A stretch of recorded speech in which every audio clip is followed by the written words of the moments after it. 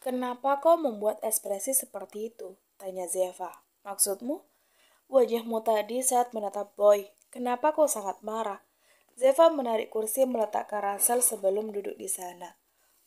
Aku hanya kesal karena dia tidak mendapati taruhannya. Kenzo duduk di tempatnya. Kupikir kau marah karena dia menepis tanganku, ujar Zeva. Aku juga marah karena itu. Kenapa? Dia memukul seorang gadis.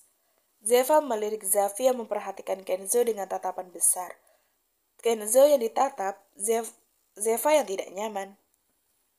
Zafi, hentikan itu. Zeva mendorong wajah Zafi.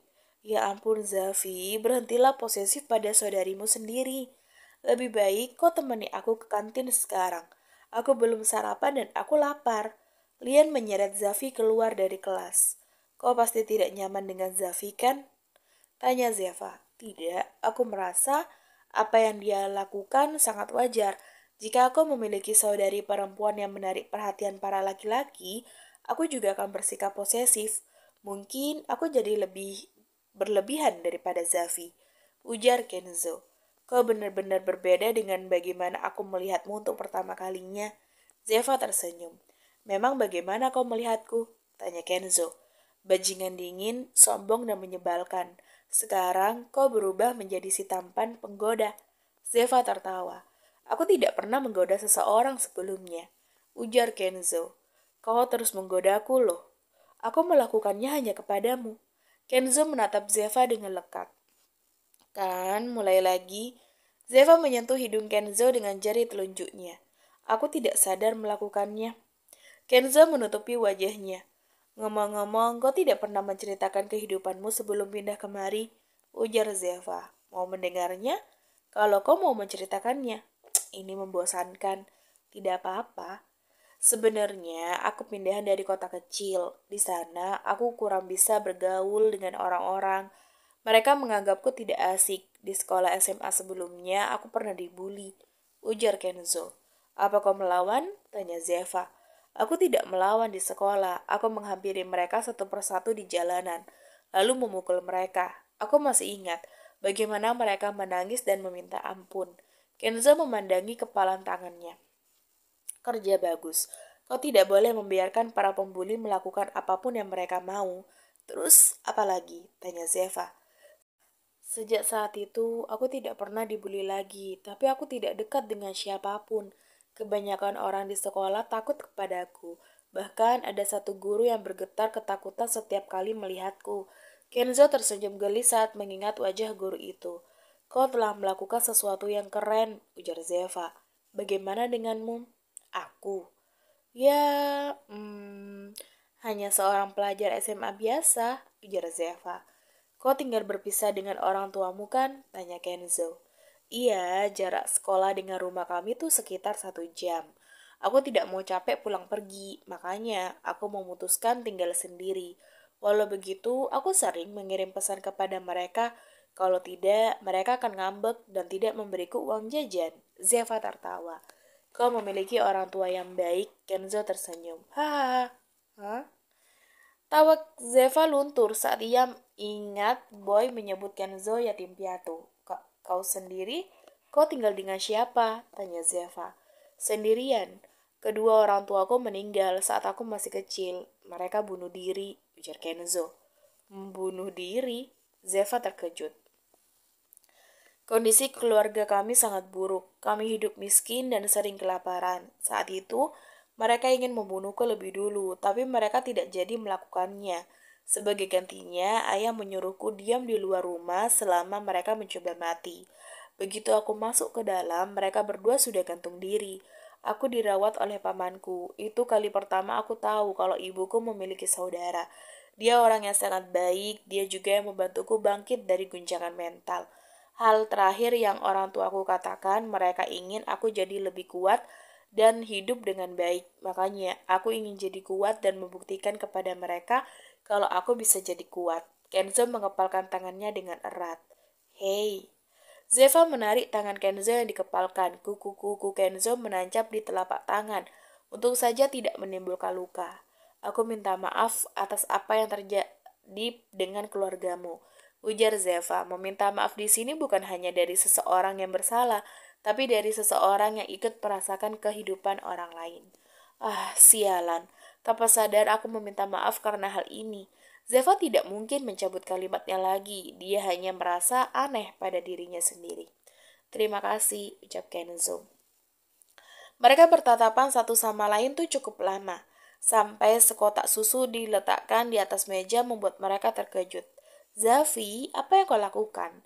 Lian memukul bahu Zafi. Dia kesal karena Zafi menyela adegan di depannya. Zafi memberikan tatapan tajam kepada Kenzo sebelum duduk di tempatnya. Kenzo mengusap leher. Ia menatap Zeva yang memalingkan wajah. Telinga gadis itu memerah sampai ke lehernya membuat Kenzo ikut memerah. Kecanggungan melanda saat itu juga. Boy, apa yang terjadi? Natasha masih tetap di sisi Boy. Mereka sedang berada di rooftop berduaan. Boy menyalakan rokok menghisapnya dengan kesal. Semua pembunuh bayaran yang dibawahi oleh sebuah agensi sedang sibuk, sehingga mereka tidak bisa membantu Boy. Sebenarnya, Boy bisa saja meminta bantuan ayahnya, tapi dia tidak mau diajak kakaknya karena menjadi anak manja. Apa aku cari tempat lain saja? Boy menghembuskan asap rokok. Natasha tidak kunjung mendapatkan jawaban dari Boy langsung merasa kesal. Kalau kau terus mengabaikanku, aku tidak mau mendengarkanmu lagi, ujar Natasha. Diam.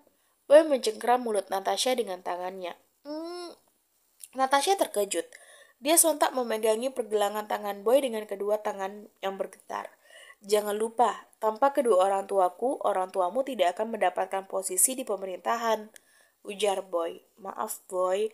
Natasha meneteskan air matanya. Boy terdiam sesaat saat melihat ekspresi wajah Natasha yang begitu frustasi. Seorang gadis angkuh seperti Natasha pun bisa membuat wajah seperti itu di depannya. Lalu, bagaimana dengan Zeva? Hahaha. Boy mendorong Natasha lalu menghisap rokoknya lagi. Kenapa aku bisa lupa? Wanita angkuh sepertinya tidak bisa dibunuh begitu saja. Dia harus tersiksa lebih dahulu. Bagaimana kalau menyiksa mentalnya, lalu membuatnya bunuh diri? Baiklah, akan kubuat dia menyesal sudah menantang Boy Sandy. Boy tersenyum miring. Sandwich tuna lagi. Maxim tercemberut. Biasanya aku suka sandwich tuna, sekarang aku setuju denganmu, Maxim. Lian mengunyah sandwich dengan bosan. Apa kita akan memakan ini selama seminggu? Zafi juga bosan. Ya, setidaknya kita dapat semangkuk sup sekarang. Zeva menyeruput sup yang sudah dingin. Haruskah kita protes pada pihak sekolah? Masa murid diberi makanan seperti ini? Lian berdecak. Maksudmu seperti menyuruh Paman Dominik datang ke sekolah? Tanya Zafi. Bukan, tapi itu ide yang bagus. Lian menoleh ke arah Maxim. Baiklah, baiklah, ingatkan aja aku untuk memberitahunya, ujar Maxim. Zeva melirik Kenzo yang baru datang. Dia meletakkan nampan di sebelah Zeva sebelum duduk. Zeva memandang iri ke arah sup Kenzo yang masih hangat. Kenapa kau dapat sup yang hangat? Tanya Zeva. Aku menunggu mereka memanaskannya, jawab Kenzo. Wah, tidak adil. Zeva cemberut. Apa maksudnya tidak adil? Kau yang tidak sabaran mengambil makan siang. Balas Lian. Kalau bicara jangan suka benar dong. Ujar Maxim. Mereka berdua sama-sama tertawa. Cih. Zeva mengaduk supnya. Kau mau menukar sup denganku? Tanya Kenzo. Sungguh? Kedua mata Zeva berbinar. Tapi bohong. Kenzo tersenyum. Sialan. Aduh. Kenzo meringis saat Zeva memukul kepalanya dengan sendok. Rasakan. Zafi tertawa puas. Zeva kembali makan, namun pandangannya mengarah pada Boy dan rombongannya yang baru saja datang. Boy terang-terangan memberikan tatapannya kepada Zeva. Itu membuat Zeva merasa kesal dan tidak nyaman. Boy menatapmu, bisik Kenzo. Jangan melihatnya, anggap aja dia tidak ada, ujar Zeva. Boy duduk tidak jauh dari mereka. Remaja itu tak melepaskan pandangannya dari Zeva. Gadis itu masih bisa sabar. Ia berpikir Boy hanya ingin memancingnya. Dibandingkan itu, Zafi kesal karena saudarinya terus diberikan tatapan. Tiba-tiba saja tatapan Boy berubah.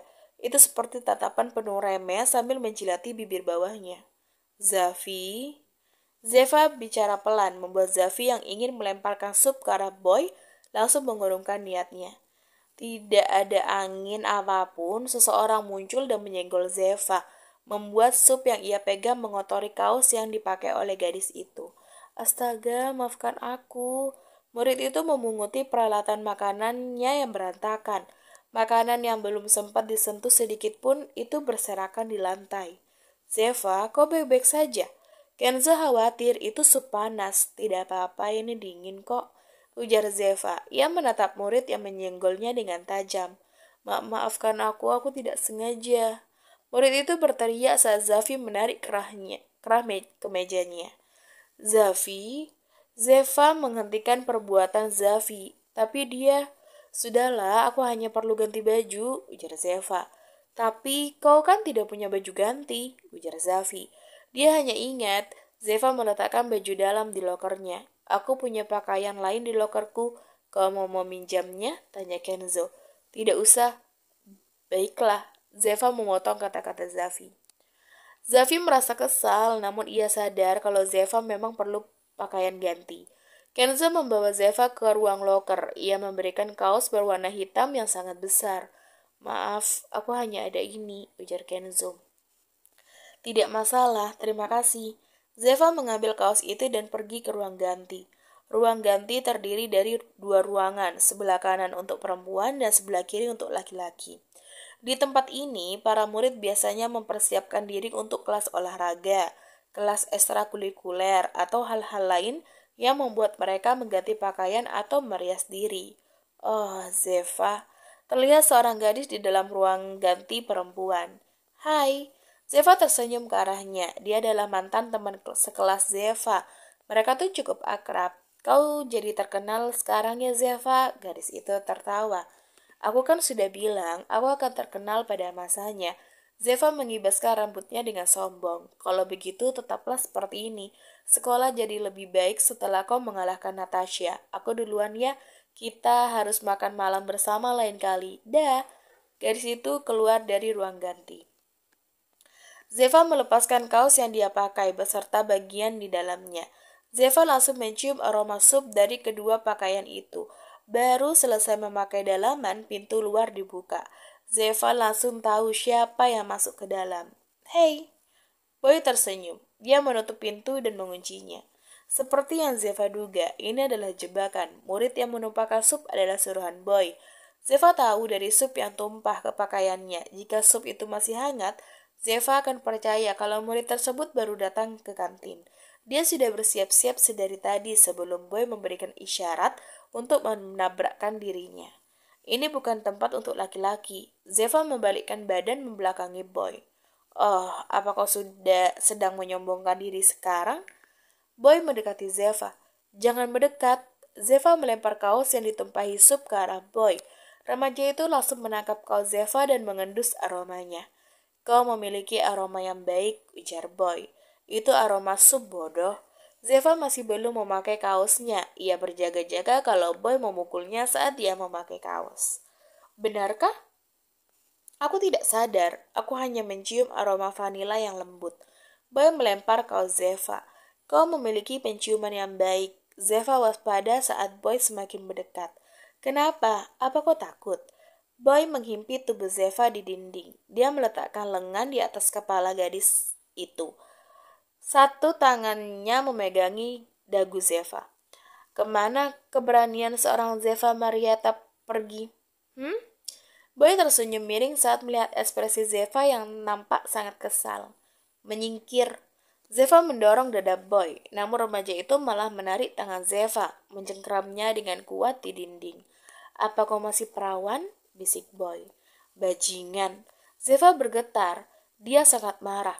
Zeva masih berusaha menahan semuanya sekarang. Sungguh? Kau masih perawan ya? Mau melakukannya sekali denganku? Aku jamin kau akan merasa enak. Boy tertawa pelan di telinga gadis itu. Zeva tidak bisa menahan dirinya lagi.